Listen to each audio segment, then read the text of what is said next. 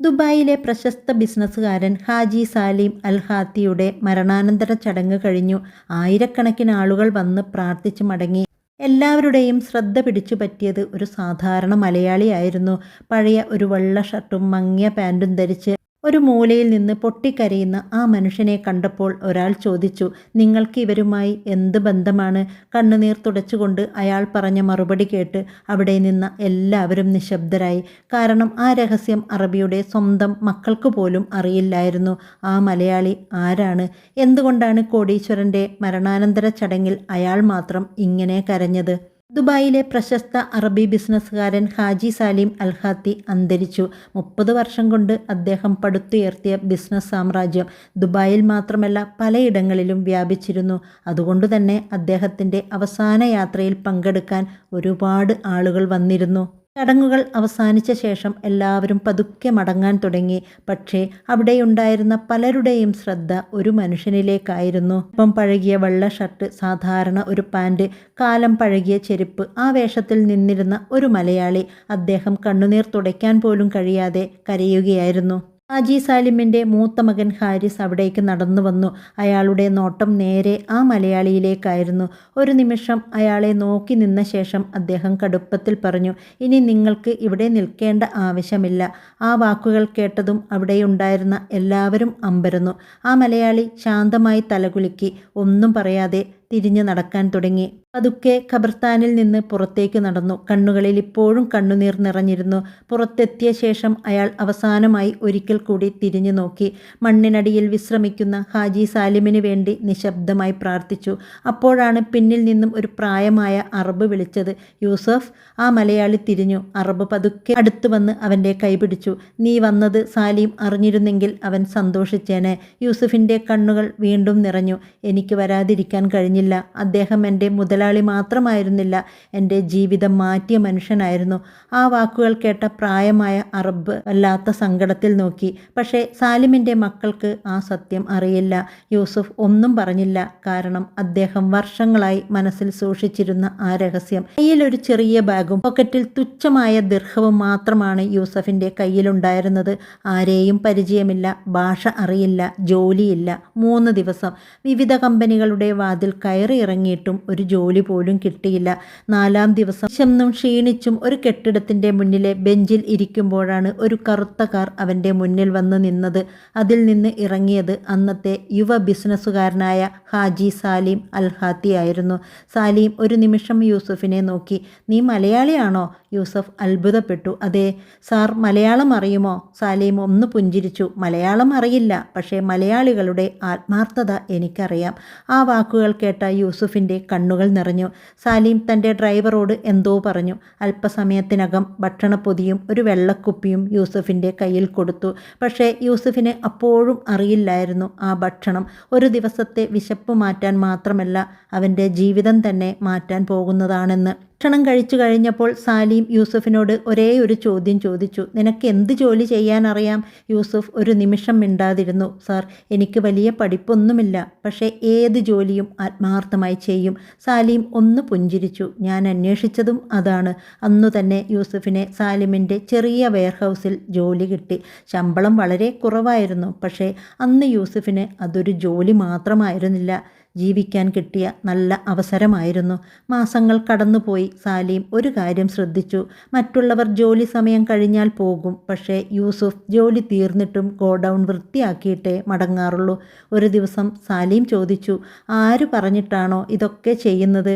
യൂസുഫ് പുഞ്ചിരിച്ചു. അല്ല സാർ, എനിക്ക് ശമ്പളം തരുന്നത് ഈ സ്ഥാപനമാണ്. അപ്പോൾ ഈ സ്ഥാപനം എൻ്റേത് കൂടിയാണെന്ന് ഞാൻ കരുതുന്നു. ആ മറുപടി കേട്ടപ്പോൾ സാലിം ഒന്നും പറഞ്ഞില്ല. പക്ഷേ അന്ന് മുതൽ യൂസുഫിനെ ഒരു സാധാരണ തൊഴിലാളിയായല്ല, സ്വന്തം വിശ്വസ്തനായ മനുഷ്യനായിട്ടാണ് അദ്ദേഹം കാണാൻ തുടങ്ങിയത്.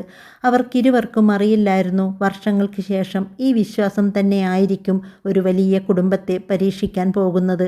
വർഷങ്ങൾ കടന്നുപോയി. ചെറിയ വെയർഹൗസായി തുടങ്ങിയ സ്ഥാപനം വലിയ കമ്പനിയായി വളർന്നു. പക്ഷേ സാലിമിൻ്റെ ഒരു സ്വഭാവം മാത്രം മാറിയില്ല.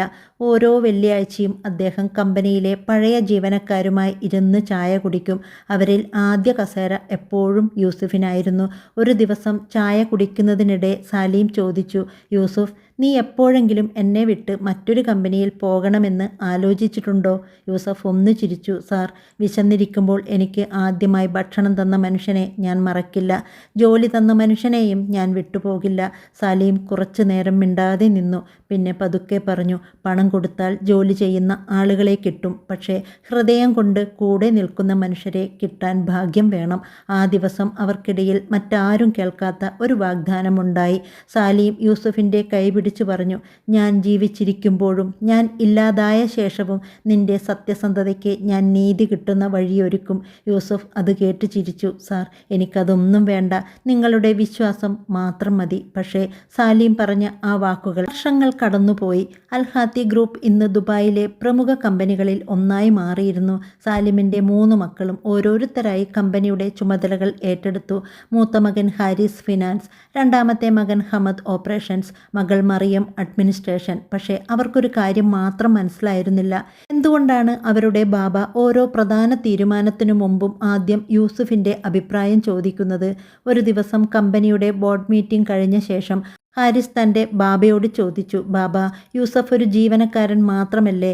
അപ്പോൾ ഇത്ര വലിയ കാര്യങ്ങളിൽ അദ്ദേഹത്തിൻ്റെ അഭിപ്രായത്തിന് ഇത്ര വില എന്തിന്? സാലിം മകനെ നോക്കി ഒന്ന് പുഞ്ചിരിച്ചു. ശേഷം ശാന്തമായി പറഞ്ഞു, നിങ്ങൾ കമ്പനിയെ പുസ്തകങ്ങളിൽ നിന്നാണ് പഠിച്ചത്. യൂസഫ് കമ്പനിയെ കഷ്ടപ്പാടിലൂടെ പഠിച്ച മനുഷ്യനാണ്. ആ മറുപടി ഹാരിസിന് ഇഷ്ടപ്പെട്ടില്ല. അന്നു മുതൽ യൂസഫിനോടുള്ള ഒരു ചെറിയ അകൽച്ച അവൻ്റെ മനസ്സിൽ രൂപപ്പെട്ടു. യൂസഫ് അതൊന്നും അറിഞ്ഞില്ല. അവൻ ഇന്നും പഴയതുപോലെ തന്നെ ജോലി ചെയ്തു. കാരണം അവന് കമ്പനി ഒരു ജോലി മാത്രമായിരുന്നില്ല, അത് തൻ്റെ ജീവിതത്തിൻ്റെ ഭാഗമായിരുന്നു. പക്ഷേ ആ ചെറിയ സംശയം വർഷങ്ങൾക്ക് ശേഷം ഒരു വലിയ തെറ്റായ തീരുമാനമായി മാറുമെന്ന് അന്ന് ആരും അറിഞ്ഞിരുന്നില്ല. കുറച്ചു മാസങ്ങൾക്ക് ശേഷം കമ്പനിയിൽ ഒരു പുതിയ പ്രൊജക്റ്റ് തുടങ്ങി. 100 കണക്കിന് കോടി ദിർഹത്തിൻ്റെ കരാർ. എല്ലാവരും കോൺഫറൻസ് ഹാളിൽ ഒത്തുകൂടി. പ്രസൻറ്റേഷൻ കഴിഞ്ഞപ്പോൾ ഹാരിസ് തൻ്റെ പദ്ധതി വിശദീകരിച്ചു. എല്ലാവരും കൈയടിച്ചു. പക്ഷേ സലീം ശാന്തമായി യൂസഫിനെ നോക്കി. യൂസഫ്, നിന്റെ അഭിപ്രായം എന്താണ്? ഹാളിൽ ഒരു നിമിഷം നിശബ്ദത. യൂസഫ് ആദ്യം സംസാരിക്കാൻ മടിച്ചു. സാർ, ഞാൻ പറയട്ടെ. യൂസഫ് എഴുന്നേറ്റു. ഫയലിലെ ഒരു പേജ് തുറന്ന് പതുക്കെ പറഞ്ഞു, ഈ കരാറിൽ ഒരു ചെറിയ അപകട സാധ്യതയുണ്ട്. സാധനങ്ങൾ എത്തിക്കുന്ന സമയത്ത് വൈകിയാൽ നമുക്ക് വലിയ നഷ്ടമാകും. ആദ്യം ഹാരിസിനത് ഇഷ്ടമായില്ല. പക്ഷേ 2 ആഴ്ച കഴിഞ്ഞപ്പോൾ യൂസുഫ് പറഞ്ഞ അതേ പ്രശ്നം സംഭവിച്ചു. ഭാഗ്യത്തിന് അദ്ദേഹത്തിൻ്റെ നിർദ്ദേശം നേരത്തെ നടപ്പാക്കിയിരുന്നതിനാൽ കമ്പനി വലിയ നഷ്ടത്തിൽ നിന്ന് രക്ഷപ്പെട്ടു. ബോർഡ് അംഗങ്ങൾ എല്ലാവരും യൂസഫിനെ അഭിനന്ദിച്ചു. സാലിമും സന്തോഷിച്ചു. പക്ഷേ ആ സന്തോഷം ഒരാളുടെ മുഖത്ത് മാത്രം ഉണ്ടായിരുന്നില്ല, ഹാരിസിൻ്റെ. അവൻ മനസ്സിൽ ഒരേ ഒരു ചോദ്യം ആവർത്തിച്ചു, ഈ കമ്പനിയിൽ ഞാൻ മകനാണോ അതോ യൂസഫാണോ? ആ ചിന്ത അവൻ്റെ മനസ്സിൽ പതുക്കെ വിഷമായി മാറുകയായിരുന്നു. അന്ന് രാത്രി സാലിം വീട്ടിലെ ലൈബ്രറിയിൽ ഒറ്റയ്ക്ക് ഇരിക്കുമ്പോൾ ഹാരിസ് പതുക്കെ അകത്തേക്ക് വന്നു. ബാബ, എനിക്ക് കുറച്ച് സംസാരിക്കാനുണ്ട്. സാലിം പുസ്തകം അടച്ച് മകനെ നോക്കി. പറയൂ. ഹാരിസ് കുറച്ചു നേരം മിണ്ടാതെ നിന്നു. പിന്നെ ചോദിച്ചു, ഞാൻ നിങ്ങളുടെ മകനല്ലേ? സാലിം ഒന്ന് അമ്പരന്നു. അതെന്ത് ചോദ്യമാണ്? ഹാരിസിൻ്റെ ശബ്ദം വിറച്ചു. ഞാൻ ചെറുപ്പം മുതൽ ഈ കമ്പനിക്ക് വേണ്ടിയാണ് പഠിച്ചത്. ഇന്ന് എല്ലാ ഉത്തരവാദിത്വവും ഏറ്റെടുത്ത് ജോലി ചെയ്യുകയാണ്. പക്ഷേ ഓരോ തീരുമാനത്തിനു മുമ്പ് നിങ്ങൾ യൂസുഫിനെയാണ് നോക്കുന്നത്. എന്തുകൊണ്ട്? മുറിയിൽ നിശബ്ദത നിറഞ്ഞു. സാലിം പതുക്കെ എഴുന്നേറ്റു. മകൻ്റെ തോളിൽ കൈവച്ച് പറഞ്ഞു, ഹാരിസ്, നീ എൻ്റെ മകനാണ്. അതൊരിക്കലും മാറില്ല. പക്ഷേ വിശ്വാസം ആരുടെയും ജന്മാവകാശമല്ല, അത് വർഷങ്ങളോളം ജീവിച്ചു കാണിക്കേണ്ട ഒന്നാണ്. ആ വാക്കുകൾ ഹാരിസിൻ്റെ മനസ്സിൽ പതിഞ്ഞു. പക്ഷേ അവൻ അത് അംഗീകരിക്കാൻ തയ്യാറായില്ല. അവൻ പതുക്കെ മുറിയിൽ നിന്ന് പുറത്തേക്ക് നടന്നു. വാതിൽ അടയുന്ന ശബ്ദം കേട്ട് സാലിം ഒന്നു നോക്കി. കാരണം മകൻ്റെ മനസ്സിൽ വളരുന്ന അകലം ഒരു ദിവസം വലിയ പ്രശ്നമാകുമെന്ന് അദ്ദേഹത്തിന് തോന്നിയിരുന്നു. കുറച്ച് ദിവസങ്ങൾക്ക് ശേഷം സാലിം പതിവ് മെഡിക്കൽ പരിശോധനയ്ക്ക് ആശുപത്രിയിലെത്തി. പരിശോധനകൾ കഴിഞ്ഞ് ഡോക്ടർ അദ്ദേഹത്തെ ഒറ്റയ്ക്ക് മുറിയിലേക്ക് വിളിച്ചു. റിപ്പോർട്ട് കുറച്ചു നേരം നോക്കിയ ശേഷം ഡോക്ടർ ശാന്തമായി പറഞ്ഞു, മിസ്റ്റർ സാലിം, ചില ചികിത്സകൾ ഉടൻ തുടങ്ങേണ്ടതുണ്ട്. ആ വാക്കുകൾ കേട്ടപ്പോൾ സാലിം ഒന്നും പറഞ്ഞില്ല. അദ്ദേഹം പതുക്കെ റിപ്പോർട്ട് മടക്കി പോക്കറ്റിൽ വെച്ചു. ആശുപത്രിയിൽ നിന്ന് പുറത്തിറങ്ങിയിട്ടും അദ്ദേഹം നേരെ കമ്പനിയിലേക്ക് പോയില്ല. കടൽ തീരത്ത് കാർ നിർത്തി കുറച്ചു നേരം കടലിലേക്ക് നോക്കിയിരുന്നു. 30 വർഷത്തെ കഷ്ടപ്പാടുകൊണ്ട് പടുത്തുയർത്തിയ കമ്പനി, സ്വന്തം മക്കൾ, തന്നെ വിശ്വസിച്ച് ജോലി ചെയ്ത 100 കണക്കിന് ജീവനക്കാർ, എല്ലാവരും അദ്ദേഹത്തിൻ്റെ മനസ്സിലൂടെ കടന്നുപോയി. ആ കൂട്ടത്തിൽ ഒരു മുഖം മാത്രം വീണ്ടും വീണ്ടും ഓർമ്മയിൽ വന്നു, യൂസുഫിൻ്റെ. അന്ന് വൈകുന്നേരം സാലിം ആദ്യമായി യൂസുഫിനെ ഓഫീസിലേക്ക് ഒറ്റയ്ക്ക് വിളിച്ചു. യൂസഫ് അകത്ത് കയറിയപ്പോൾ സാലിം ജനലിലൂടെ പുറത്തേക്ക് നോക്കി നിൽക്കുകയായിരുന്നു. അദ്ദേഹം തിരിഞ്ഞു നോക്കി ഒന്ന് പുഞ്ചിരിച്ചു. പക്ഷേ ആ പുഞ്ചിരിക്കുള്ളിൽ ഒരു വലിയ ഭാരമുണ്ടെന്ന് യൂസഫിന് ആദ്യ നോട്ടത്തിൽ തന്നെ മനസ്സിലായി. സലീം ജനലരികിൽ നിന്ന് പതുക്കെ തിരിഞ്ഞു യൂസഫിനെ ഇരിക്കാൻ പറഞ്ഞു. കുറച്ച് നിമിഷങ്ങൾ ഇരുവരും ഒന്നും സംസാരിച്ചില്ല. ശേഷം സലീം ചോദിച്ചു, യൂസഫ്, നീ ഈ കമ്പനിയിൽ എത്ര വർഷമായി? 25 വർഷമായി സാർ. സലീം ഒന്ന് പുഞ്ചിരിച്ചു. ഈ കമ്പനിയുടെ ഓരോ ഗോഡൗണും ഓരോ ജീവനക്കാരനും ഓരോ കസ്റ്റമറും നിനക്കറിയാമല്ലേ? അതെ സാർ, ഇത് എൻ്റെ ജോലി മാത്രമല്ല, എൻ്റെ ജീവിതം കൂടിയാണ്. സാലിയുടെ കണ്ണുകൾ നിറഞ്ഞു. അദ്ദേഹം പതുക്കെ പറഞ്ഞു, എനിക്കൊരു പേടിയുണ്ട്. എന്നെക്കുറിച്ചല്ല, ഈ കമ്പനിയെക്കുറിച്ചാണ്. യൂസഫ് അമ്പരന്ന് ചോദിച്ചു, സാർ എന്താണ് പറയുന്നത്? സലീം കുറച്ചു നേരം മിണ്ടാതെ നിന്നു. ശേഷം ശാന്തമായി പറഞ്ഞു, ഒരു ദിവസം ഞാൻ ഇല്ലാതായാൽ എൻ്റെ മക്കളെക്കാൾ മുമ്പ് ഈ കമ്പനിയെ രക്ഷിക്കാൻ നീ മുന്നിൽ നിൽക്കണം. യൂസഫ് ഞെട്ടിപ്പോയി. സാർ, അവർ നിങ്ങളുടെ മക്കളാണ്, ഞാനൊരു ജീവനക്കാരൻ മാത്രം. സലീം തലകുലുക്കി. അതെനിക്കറിയാം. അതുകൊണ്ടാണ് ഞാൻ കമ്പനി നിനക്ക് തരുന്നത് അല്ല, ഉത്തരവാദിത്തമാണ് തരുന്നത്. ഒരു ദിവസം അവർക്ക് നിന്റെ ആവശ്യം വരും. അന്ന് അവരെ കൈവിടരുത്. ആ വാക്കുകൾ കേട്ട് യൂസഫിൻ്റെ കണ്ണുകൾ നിറഞ്ഞു. അവൻ എഴുന്നേറ്റ് നിന്നു. സാർ, ഈ കമ്പനി നിലനിൽക്കാൻ എൻ്റെ ജീവൻ വരെ വേണ്ടി വന്നാലും ഞാൻ പിന്നോട്ട് പോകില്ല. സലീം പതുക്കെ അവൻ്റെ തോളിൽ കൈവച്ചു. അതായിരുന്നു എനിക്ക് കേൾക്കേണ്ട മറുപടി. ആ സംഭാഷണത്തിന് ശേഷം യൂസഫ് പതിവ് പോലെ തൻ്റെ ജോലിയിലേക്ക് മടങ്ങി. സലീമും പഴയതുപോലെ ഓഫീസിലെത്തി. പക്ഷേ അദ്ദേഹത്തിൻ്റെ ആരോഗ്യം ദിവസേന ക്ഷയിച്ചുകൊണ്ടിരുന്നു. മുമ്പ് 10 മണിക്കൂർ ജോലി ചെയ്തിരുന്ന മനുഷ്യൻ 2 മണിക്കൂർ കഴിഞ്ഞാൽ പോലും ക്ഷീണിക്കാൻ തുടങ്ങി. ഇത് ആദ്യം ശ്രദ്ധിച്ചത് യൂസഫായിരുന്നു. സാർ, കുറച്ച് വിശ്രമിക്കണം. പക്ഷേ സലീം ചിരിച്ചുകൊണ്ട് പറയും, ഇനിയും കുറച്ച് കാര്യങ്ങൾ തീർക്കാനുണ്ട്, അതുവരെ എനിക്ക് വിശ്രമിക്കാൻ പറ്റില്ല. ഒരു ദിവസം സലീം ഓഫീസിൽ എത്തിയില്ല. ജീവനക്കാർ ആദ്യം അത് സാധാരണ കാര്യമാണെന്ന് കരുതി. പക്ഷേ ഉച്ചയോടെ വാർത്തയെത്തി. സലീമിനെ ആശുപത്രിയിൽ പ്രവേശിപ്പിച്ചു. ആ വാർത്ത കേട്ടപ്പോൾ കമ്പനി മുഴുവൻ നിശബ്ദരായി. യൂസഫ് ഒന്നും ആലോചിക്കാതെ ആശുപത്രിയിലേക്ക് പുറപ്പെട്ടു. പക്ഷേ അവിടെ എത്തിയപ്പോൾ ഹാരിസ് അദ്ദേഹത്തെ കണ്ടു. മുഖത്ത് ക്ഷീണവും വിഷമവും ഉണ്ടായിരുന്നു. എന്നാലും അവൻ ശാന്തമായി പറഞ്ഞു, ഇപ്പോൾ ബാബയ്ക്ക് ആരെയും കാണാൻ കഴിയില്ല. യൂസഫ് തലകുനിച്ചു. ശരി, ഞാൻ പുറത്തിരുന്നോളാം. അവൻ ആശുപത്രിയുടെ ഇടനാഴിയിലെ ഒരു കസേരയിലിരുന്നു. മണിക്കൂറുകൾ കടന്നുപോയി. അവൻ അവിടെ നിന്ന് എഴുന്നേറ്റില്ല. കാരണം അകത്ത് കിടക്കുന്നത് ഒരു മുതലാളിയല്ലായിരുന്നു, സ്വന്തം ജീവിതത്തിന് വഴികാട്ടിയ മനുഷ്യനായിരുന്നു. ആശുപത്രിയിലെ ഇടനാഴിയിൽ യൂസഫ് ദൈവത്തോട് പ്രാർത്ഥിച്ചുകൊണ്ടേയിരുന്നു. സമയം രാത്രിയായി. കമ്പനിയിലെ ചില പഴയ ജീവനക്കാരും അവിടെ എത്തി. ആരും അധികം സംസാരിച്ചില്ല. എല്ലാവരും ഒരേ പ്രാർത്ഥനയിലായിരുന്നു. സലീം സാർ സുഖം പ്രാപിക്കട്ടെ. പക്ഷേ അർദ്ധരാത്രി കഴിഞ്ഞപ്പോൾ ICUവിൻ്റെ വാതിൽ പതുക്കെ തുറന്നു. ഡോക്ടർ പുറത്തേക്ക് വന്നു. മുഖം കണ്ടപ്പോൾ തന്നെ എന്തോ സംഭവിച്ചെന്ന് എല്ലാവർക്കും മനസ്സിലായി. ഹാരിസ് മുന്നോട്ട് ചെന്നു. ഡോക്ടർ ശാന്തമായി എന്തോ പറഞ്ഞു. ആ വാക്കുകൾ കേട്ട നിമിഷം ഹാരിസ് തളർന്ന് അടുത്ത കസേരയിലിരുന്നു. ഹമദ് കണ്ണുകൾ പൊത്തി. മറിയം കരച്ചിലടക്കാനായില്ല. അല്പസമയത്തിനകം ആ വാർത്ത ആശുപത്രി മുഴുവൻ പരന്നു. ഹാജി സാലിം അൽഹാത്തി ഇനിയില്ല. ആ നിമിഷം യൂസഫ് എഴുന്നേറ്റ് നിന്നു. ഒന്നും പറയാനായില്ല. കണ്ണുകൾ നിറഞ്ഞു. 25 വർഷം മുമ്പ് വിശന്ന് തളർന്നു നിന്ന ഒരു യുവാവിന് ഭക്ഷണം നൽകി ജീവിക്കാനൊരു അവസരം നൽകിയ മനുഷ്യൻ ഇന്നീ ലോകത്തോട് വിട പറഞ്ഞിരിക്കുന്നു. യൂസഫ് തലകുനിച്ചു. നിശബ്ദമായി പ്രാർത്ഥിച്ചു. പക്ഷേ അവനറിയില്ലായിരുന്നു സാലിം ഇല്ലാത്ത ആദ്യ പ്രഭാതം അവൻ്റെ ജീവിതത്തിലെ ഏറ്റവും കഠിനമായ പരീക്ഷണത്തിൻ്റെ തുടക്കമാകുമെന്ന്. സാലിമിൻ്റെ സംസ്കാര ചടങ്ങുകൾ കഴിഞ്ഞു. 3-ാം ദിവസം അൽഹാത്തി ഗ്രൂപ്പിൻ്റെ ഹെഡ് ഓഫീസിൽ വീണ്ടും ജീവനക്കാർ ജോലിക്കെത്തി. പക്ഷേ ആ ഓഫീസിൽ എന്തോ നഷ്ടപ്പെട്ടതുപോലെയായിരുന്നു. റിസപ്ഷനിൽ പതിവ് ചിരിയില്ല. കോൺഫറൻസ് ഹാളിൽ പഴയ ചർച്ചകളില്ല. എല്ലാവരുടെയും കണ്ണുകൾ മുകളിലെ നിലയിലെ ഒരു അടഞ്ഞ വാതിലിലേക്കായിരുന്നു. അത് ഹാജി സലീമിൻ്റെ ഓഫീസ്. ആ മുറിയിലെ വലിയ കസേര ആദ്യമായാണ് ഒഴിഞ്ഞു കിടക്കുന്നത്. പതിവ് പോലെ ജോലിക്കെത്തി. വാതിൽക്കൽ നിൽക്കുമ്പോൾ ഒരു നിമിഷം ആ ഒഴിഞ്ഞ കസേരയിൽ ിലേക്ക് നോക്കി. അറിയാതെ തന്നെ കണ്ണുകൾ നിറഞ്ഞു. അപ്പോഴാണ് റിസപ്ഷനിൽ നിന്ന് ഒരു ഫോൺ കോൾ വന്നത്. മിസ്റ്റർ യൂസഫ്, ബോർഡ് റൂമിലേക്ക് വരാൻ പറയുന്നു. യൂസഫ് ശാന്തമായി അവിടേക്ക് നടന്നു. അകത്ത് ഹാരിസും ഹമദും മറിയവും കമ്പനിയിലെ ഡയറക്ടർമാരും ഇരിക്കുകയാണ്. മുറിയിൽ അസാധാരണമായ ഒരു നിശബ്ദത. യൂസഫ് അകത്ത് കയറിയപ്പോൾ ഹാരിസ് ആദ്യമായി ശാന്തമായ ശബ്ദത്തിൽ പറഞ്ഞു, ഇരിക്കൂ യൂസഫ്. ആ ശബ്ദത്തിൽ മുമ്പുണ്ടായിരുന്ന കടുപ്പമില്ലായിരുന്നു. പക്ഷേ അടുത്ത നിമിഷം ഹാരിസ് പറഞ്ഞ കാര്യം ആ മുറിയിലുണ്ടായിരുന്ന നിന്ന എല്ലാവരെയും ഞെട്ടിച്ചു. നമ്മുടെ കമ്പനി വലിയ സാമ്പത്തിക പ്രതിസന്ധിയിലാണ്. ഹാരിസ് കുറച്ചുനേരം മിണ്ടാതെ ഇരുന്നു. പിന്നെ പതുക്കെ പറഞ്ഞു, ബാബ ഇല്ലാതെ ഈ കമ്പനി മുന്നോട്ട് കൊണ്ടുപോകേണ്ടത് ഇപ്പോൾ നമ്മളാണ്. എല്ലാവരും നിശബ്ദമായി കേട്ടിരുന്നു. ഡയറക്ടർമാരിൽ ഒരാൾ പറഞ്ഞു, സാലിം സാറിന് വർഷങ്ങളുടെ അനുഭവമുണ്ടായിരുന്നു. പക്ഷേ ഇനി ഓരോ തീരുമാനവും നമുക്ക് തന്നെ എടുക്കണം. ആ വാക്കുകൾ കേട്ടപ്പോൾ ഹാരിസ് ആത്മവിശ്വാസത്തോടെ പറഞ്ഞു, അതെ, ഇനി മുതൽ കമ്പനിയുടെ എല്ലാ തീരുമാനങ്ങളും പുതിയ മാനേജ്മെൻറ്റ് എടുക്കും. അത് പറഞ്ഞ ശേഷം അവൻ യൂസഫിനെ നോക്കി. യൂസഫ്, ഇത്രയും വർഷം ബാബയോടൊപ്പം നിന്നതിന് നന്ദി. പക്ഷേ ഇനി നിങ്ങൾക്ക് കുറച്ച് വിശ്രമിക്കാം.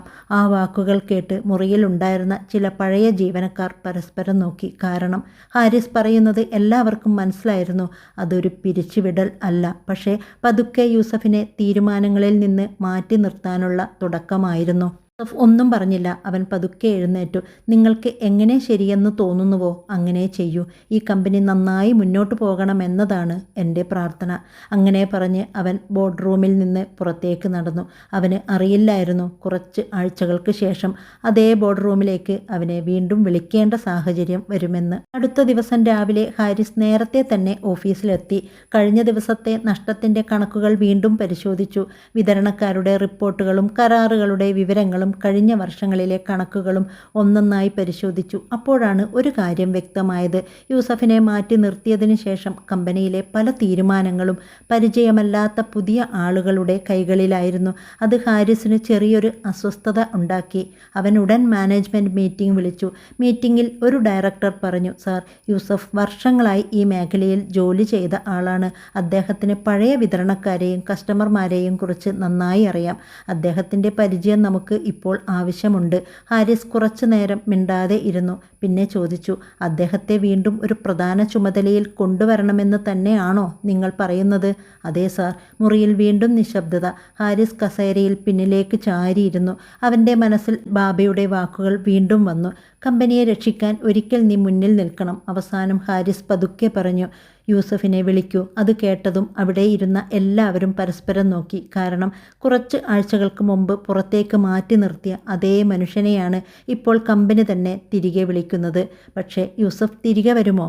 ഹാരിസിൻ്റെ ഓഫീസിൽ നിന്ന് ഫോൺ വന്നപ്പോൾ യൂസഫ് കുറച്ചു നേരം മിണ്ടാതെ നിന്നു. സാർ, എന്തിനാണ് വിളിക്കുന്നത്? ഫോണിൻ്റെ മറുവശത്ത് ഹാരിസ് പറഞ്ഞു, കമ്പനിക്ക് നിങ്ങളുടെ പരിചയം ആവശ്യമുണ്ട്. യൂസഫ് പതുക്കെ മറുപടി പറഞ്ഞു, എനിക്ക് കഴിയുന്നതെല്ലാം ഞാൻ ചെയ്യാം. പക്ഷേ ഒരു കാര്യം പറയണം. ഹാരിസ് ശ്രദ്ധിച്ചു കേട്ടു. ഞാൻ ഈ കമ്പനിയിൽ തിരികെ വരുന്നത് എൻ്റെ സ്ഥാനം തിരികെ പിടിക്കാനല്ല. നിങ്ങളുടെ ബാബ വർഷങ്ങളോളം കഷ്ടപ്പെട്ട് പടുത്തുയർത്തിയ സ്ഥാപനം നശിക്കുന്നത് നോക്കി നിൽക്കാൻ എനിക്ക് കഴിയാത്തത് കൊണ്ടാണ്. ഹാരിസ് കുറച്ചു നേരം ഒന്നും പറഞ്ഞില്ല. യൂസഫ് തുടർന്നു, നിങ്ങൾ എന്നെ വിശ്വസിക്കണമെന്നില്ല, എന്നെ പഴയ സ്ഥാനത്ത് ഇരുത്തണമെന്നുമില്ല. പക്ഷേ കമ്പനിക്ക് എന്തെങ്കിലും ചെയ്യാൻ കഴിയുമെങ്കിൽ ഞാൻ കൂടെ ഉണ്ടാകും. ഹാരിസിൻ്റെ ശബ്ദം പതുക്കിയായി. യൂസഫ്, നാളെ മുതൽ ഓഫീസിലേക്ക് വരൂ. യൂസഫ് സമ്മതിച്ചു. പക്ഷേ അവൻ ഓഫീസിലേക്ക് തിരികെ വരാൻ തീരുമാനിച്ച ദിവസം തന്നെ കമ്പനിയുടെ ഏറ്റവും വലിയ കസ്റ്റമറിൽ നിന്ന് ഒരു ഫോൺ വന്നു. അവർ പറഞ്ഞത് കേട്ടപ്പോൾ ഹാരിസിൻ്റെ മുഖം മാറി. കമ്പനിക്ക് ലഭിച്ചിരുന്ന ഏറ്റവും വലിയ കരാർ അവർ അവസാനിപ്പിക്കാൻ പോകുകയായിരുന്നു. ഹാരിസ് ഫോൺ താഴെ വെച്ചു. അവൻ്റെ മുഖത്തെ ആശങ്ക കണ്ടപ്പോൾ അവിടെയുണ്ടായിരുന്ന ഡയറക്ടർമാർ കാര്യം ചോദിച്ചു. ഹാരിസ് പതുക്കെ പറഞ്ഞു, അവർ നമ്മുടെ കരാർ പുതുക്കുന്നില്ല. സാധാരണ ഒരു കരാറായിരുന്നില്ല. കമ്പനിയുടെ ഏറ്റവും പഴയതും പ്രധാനപ്പെട്ടതുമായ ഉപഭോക്താക്കളിൽ ഒരാളായിരുന്നു അവർ. ആ കരാർ നഷ്ടപ്പെട്ടാൽ കമ്പനിയുടെ വരുമാനത്തിൽ വലിയ കുറവുണ്ടാവും. ഒരു ഡയറക്ടർ ഉടൻ ചോദിച്ചു, അവർ കാരണം പറഞ്ഞോ? ഹാരിസ് തലകുലുക്കി. അവർക്ക് നമ്മുടെ സേവനത്തിൽ വിശ്വാസം കുറഞ്ഞുവെന്നാണ് പറഞ്ഞത്. അപ്പോഴാണ് യൂസഫ് ഓഫീസിലെത്തിയത്. സ്ഥിതി കേട്ട ശേഷം അവൻ ഒന്നും പറയാതെ പഴയ കസ്റ്റമറുടെ ഫയൽ എടുത്തു. കുറച്ചുനേരം രേഖകൾ പരിശോധിച്ചു. പിന്നെ ചോദിച്ചു, അവരുമായി അവസാനമായി നേരിട്ട് സംസാരിച്ചത് ആരാണ്? ഒരു ജീവനക്കാരൻ മറുപടി പറഞ്ഞു, പുതിയ മാനേജ്മെൻറ്റ് ടീമാണ് സാർ. യൂസഫ് വീണ്ടും ഫയലിലേക്ക് നോക്കി. അവർക്ക് നമ്മളോട് പരാതി ഉണ്ടായിരുന്നോ? ഉണ്ടായിരുന്നു. എന്ത് പരാതി? ജീവനക്കാരൻ മടിച്ചുകൊണ്ട് പറഞ്ഞു, അവരുടെ സാധനങ്ങൾ എത്തുന്നതിൽ പലതവണ വൈകിയിരുന്നു. യൂസഫ് കുറച്ചു നേരം ആലോചിച്ചു. പിന്നെ ഹാരിസിനെ നോക്കി. സാർ, അവർ കരാർ അവസാനിപ്പിക്കാൻ തീരുമാനിച്ചിട്ടില്ല. ഹാരിസ് അമ്പരന്നു. പിന്നെ യൂസഫ് ശാന്തമായി പറഞ്ഞു, അവർ നമ്മളിൽ നിന്ന് ഒരു ഉറപ്പ് കേൾക്കാൻ കാത്തിരിക്കുകയാണ്. എന്തുറപ്പ്? യൂസഫ് ഫയൽ അടച്ചു. ഇനി അവരുടെ സാധനങ്ങൾ വൈകില്ലെന്ന ഉറപ്പ്. കമ്പനിയുടെ ഏറ്റവും വലിയ കരാർ നഷ്ടപ്പെടുമെന്ന വാർത്ത അറിഞ്ഞപ്പോൾ ഓഫീസിൽ എല്ലാവരും ആശങ്കയിലായിരുന്നു. പക്ഷേ യൂസഫ് മാത്രം ശാന്തനായിരുന്നു. അദ്ദേഹം മണിക്കൂറുകളോളം രേഖകൾ പരിശോധിച്ചില്ല, ആരെയും വിളിച്ച് സഹായം ചോദിച്ചില്ല. പകരം വർഷങ്ങളായി താൻ നേടിയ അനുഭവം ഉപയോഗിച്ച് പ്രശ്നത്തിൻ്റെ യഥാർത്ഥ കാരണം കണ്ടെത്തി അതൊക്കെയും സോൾവ് ചെയ്തു. കുറച്ച് ദിവസങ്ങൾ കൊണ്ട് തന്നെ മാറ്റത്തിൻ്റെ ഫലം കാണാൻ തുടങ്ങി. കമ്പനിയുടെ നഷ്ടം പതുക്കെ നിയന്ത്രണത്തിലായി. അപ്പോഴാണ് ഹാരിസിന് ഒരു കാര്യം മനസ്സിലായത്. ബാബ എന്തുകൊണ്ടാണ് യൂസഫിനെ ഇത്രയധികം വിശ്വസിച്ചിരുന്നത്? അവിടെയുണ്ടായിരുന്ന പലർക്കും അറിയാത്ത ഒരു കഥയുണ്ടായിരുന്നു. ഈ യൂസഫ് ആരായിരുന്നു? 25 വർഷം മുമ്പ് ദുബായിലെത്തുമ്പോൾ അവൻ്റെ കയ്യിലുണ്ടായിരുന്നത് ഒരു ചെറിയ ബാഗ് മാത്രം. പോക്കറ്റിൽ ചെറിയ ഒരു ദിർഹം. കഴിക്കാൻ ഭക്ഷണമില്ല, താമസിക്കാൻ സ്വന്തം മുറിയില്ല, ജോലിയെക്കുറിച്ച് ഒരു ഉറപ്പുമില്ല. അന്നത്തെ യൂസഫിന് മുന്നിൽ 2 വഴികൾ മാത്രമായിരുന്നു. ഒന്നുകിൽ നാട്ടിലേക്ക് തിരിച്ചു പോകുക, അല്ലെങ്കിൽ എന്ത് വന്നാലും ഈ നാട്ടിൽ പിടിച്ചു നിൽക്കുക. അവൻ രണ്ടാമത്തെ വഴി തിരഞ്ഞെടുത്തു. പക്ഷേ അന്ന് യൂസഫിനെ അറിയില്ലായിരുന്നു, അവൻ്റെ ജീവിതം മാറ്റാൻ പോകുന്ന ഒരാൾ അവനെ കാത്തു നിൽക്കുന്നുണ്ടെന്ന്. അത് ഹാജി സാലിം ആയിരുന്നു. അവസാനം ഹാരിസിന് മനസ്സിലായി, ബാബ യൂസഫിനെ ഒരു ജീവനക്കാരൻ മാത്രമായി കണ്ടിരുന്നില്ല, കമ്പനിയുടെ ഒരു ഭാഗമായിട്ടാണ് കണ്ടിരുന്നത്. അവൻ്റെ മനസ്സിലേക്ക് ആ ദിവസത്തെ കാഴ്ച വന്നു. ബാബയുടെ അവസാന യാത്രയിൽ എല്ലാവരും പോയിട്ടും ഒരു മനുഷ്യൻ മാത്രം അവിടെ നിന്ന് കരയുകയായിരുന്നു. അന്ന് താൻ ചോദിച്ചു, നിങ്ങൾക്കിവിടെ നിൽക്കേണ്ട ആവശ്യമില്ല. പക്ഷേ ഇന്ന് ഹാരിസിന് മനസ്സിലായി, അവിടെ നിന്നത് ഒരു സാധാരണ ജീവനക്കാരനല്ലായിരുന്നു, തൻ്റെ ബാബയുടെ ജീവിതത്തിലെ ഏറ്റവും വിശ്വസ്തനായ മനുഷ്യനായിരുന്നു. കമ്പനിയിലെ ഒരുവിധം പ്രശ്നങ്ങളെല്ലാം പരിഹരിക്കപ്പെട്ടു. പക്ഷേ ആ മാറ്റത്തിന് പിന്നിൽ എന്താണെന്ന് പലർ മനസ്സിലായിരുന്നില്ല. അതൊരു പുതിയ തന്ത്രം കൊണ്ടോ വലിയ പ്രസംഗങ്ങൾ കൊണ്ടോ ആയിരുന്നില്ല, വർഷങ്ങളായി നേടിയ അനുഭവം കൊണ്ടായിരുന്നു. യൂസഫ് വീണ്ടും കമ്പനിയുടെ കാര്യങ്ങളിൽ ശ്രദ്ധിക്കാൻ തുടങ്ങിയപ്പോൾ ഓരോ വിഭാഗത്തിലും ചെറിയ ചെറിയ മാറ്റങ്ങൾ വന്നു. ജീവനക്കാർക്ക് അവരുടെ ഉത്തരവാദിത്തം വ്യക്തമായി. കസ്റ്റമർമാരുടെ വിശ്വാസം തിരികെ വന്നു. കമ്പനിയിലെ പഴയ ജീവനക്കാർ ഒരു കാര്യം പറയാൻ തുടങ്ങി, യൂസഫ് സാർ ഉള്ളപ്പോൾ എന്ത് പ്രശ്നം വന്നാലും പേടിയില്ലായിരുന്നു. കാരണം അദ്ദേഹം പ്രശ്നം വലുതാകുന്നതിന് മുമ്പ് അതിൻ്റെ വഴി മനസ്സിലാക്കുന്ന മനുഷ്യനായിരുന്നു. ഹാരിസ് അത് ശ്രദ്ധിച്ചു. അവൻ പതുക്കെ മനസ്സിലാക്കി, ചില മനുഷ്യരുടെ വില അവരുടെ സ്ഥാനത്തല്ല, അവരുടെ സാന്നിധ്യത്തിലാണ്. ഒരു കല്ല് വഴിയിൽ കിടക്കുമ്പോൾ അതിന് ആരും വില കൊടുക്കില്ല. പക്ഷേ അതേ കല്ല് ഒരു ശില്പിയുടെ കയ്യിൽ കിട്ടുമ്പോൾ അതൊരു വിലമതിക്കാനാവാത്ത രൂപമായി മാറും. യൂസഫും അങ്ങനെ തന്നെ ആയിരുന്നു. ഒരു സാധാരണ തൊഴിലാളിയായി വന്ന മനുഷ്യൻ തൻ്റെ വിശ്വാസം കൊണ്ടും ആത്മാർത്ഥത കൊണ്ടും ഒരു വലിയ കമ്പനിയുടെ ഏറ്റവും വിലപ്പെട്ട വ്യക്തിയായി മാറിയിരുന്നു. യൂസഫിന് സാലിം നൽകിയ ഏറ്റവും വലിയ സമ്മാനം ജോലി ആയിരുന്നില്ല, നിന്നെ വിശ്വസിക്കുന്ന ഒരാൾ ഈ ലോകത്ത് ഉണ്ട് എന്ന വിശ്വാസമായിരുന്നു. ആ വിശ്വാസമാണ് യൂസഫിനെ വളർത്തിയത്. അതുകൊണ്ടാണ് ഇന്ന് ഒരു മുതലാളിയെ നഷ്ടപ്പെട്ടതിൻ്റെ വിഷമം മാത്രമല്ല അവൻ്റെ കണ്ണീരിൽ ഉണ്ടായിരുന്നത്, ഒരു ജീവിതം മാറ്റിയ മനുഷ്യനെ നഷ്ടപ്പെട്ട വേദനയായിരുന്നു. അപ്പോഴാണ് ഹാരിസ് ദൂരത്ത് നിന്ന് യൂസഫിനെ നോക്കിയത്. കുറച്ച് ദിവസങ്ങൾക്ക് മുമ്പ് വരെ താൻ സംശയത്തോടെ കണ്ടിരുന്ന മനുഷ്യൻ ഇന്ന് തൻ്റെ അച്ഛനെ ഏറ്റവും കൂടുതൽ സ്നേഹിച്ച ഒരാളായി അവന് തോന്നി. കുറച്ച് ദിവസങ്ങൾക്ക് മുമ്പ് വരെ താൻ സംശയത്തോടെ കണ്ടിരുന്ന മനുഷ്യൻ ഇന്ന് തൻ്റെ ബാബയെ ഏറ്റവും കൂടുതൽ സ്നേഹിച്ച ഒരാളായി അവന് തോന്നി. ഹാരിസ് പതുക്കെ യൂസഫിൻ്റെ അടുത്തേക്ക് നടന്നു. യൂസഫ് തിരിഞ്ഞു നോക്കി. ഹാരിസ് കുറച്ചു നേരം വാക്കുകൾ കിട്ടാതെ നിന്നു. പിന്നെ പതുക്കെ പറഞ്ഞു, എനിക്കൊരു കാര്യം മനസ്സിലായി. ബാബ നിങ്ങളെ എന്തുകൊണ്ടാണ് ഇത്ര വിശ്വസിച്ചിരുന്നതെന്ന്. യൂസഫ് ഒന്നും പറഞ്ഞില്ല. അവൻ വെറുതെ തലകുനിച്ചു. പക്ഷേ ഹാരിസിന് ഇനി അറിയേണ്ടിരുന്ന മറ്റൊരു കാര്യമുണ്ടായിരുന്നു. ബാബയും യൂസഫും തമ്മിൽ എന്തായിരുന്നു ആ ബന്ധം? ഹാരിസ് പതുക്കെ ചോദിച്ചു, യൂസഫ്, ബാബ നിങ്ങളെ ഇത്രയും വർഷം വിശ്വസിച്ചത് എന്തുകൊണ്ടാണ്? യൂസഫ് കുറച്ചു നേരം മിണ്ടാതെ ഇരുന്നു. പിന്നെ ഒരു ചെറിയ പുഞ്ചിരിയോടെ പറഞ്ഞു, സാർ, എനിക്ക് തോന്നുന്നു അദ്ദേഹം എന്നിൽ കണ്ടത് എൻ്റെ കഴിവല്ല, എൻ്റെ വിശ്വസ്തതയാണ്. കാരണം ഒരു മനുഷ്യന് പണം നഷ്ടപ്പെട്ടാൽ വീണ്ടും സമ്പാദിക്കാം, പക്ഷേ വിശ്വാസം നഷ്ടപ്പെട്ടാൽ അത് തിരികെ നേടാൻ വർഷങ്ങൾ വേണം. ഹാരിസ് നിശബ്ദമായി കേട്ടിരുന്നു. യൂസഫ് തുടർന്നു, നിങ്ങളുടെ ബാബ എനിക്കൊരു ജോലി തന്നു, പക്ഷേ അതിലും വലിയൊരു കാര്യം തന്നു, എന്നെ വിശ്വസിച്ചു. ആ വിശ്വാസം ഒരിക്കലും തകർക്കരുത് എന്ന് മാത്രമാണ് ഞാൻ ശ്രമിച്ചത്. ഹാരിസിൻ്റെ കണ്ണുകൾ നിറഞ്ഞു. അവൻ പതുക്കെ എഴുന്നേറ്റു. യൂസഫ്, ഞാൻ നിങ്ങളെ ഒരു ജീവനക്കാരനായി മാത്രമാണ് കണ്ടത്, പക്ഷേ ബാബ കണ്ടത് അതിലും വലിയൊരു മനുഷ്യനെയായിരുന്നു. അടുത്ത ദിവസം കമ്പനിയിലെ എല്ലാ ജീവനക്കാരുടെയും മുന്നിൽ ഹാരിസ് ഒരു പ്രഖ്യാപനം നടത്തി. ഇന്നു മുതൽ യൂസഫ് സാർ നമ്മുടെ കമ്പനിയുടെ പ്രധാന ഉപദേശകനായി തുടരും.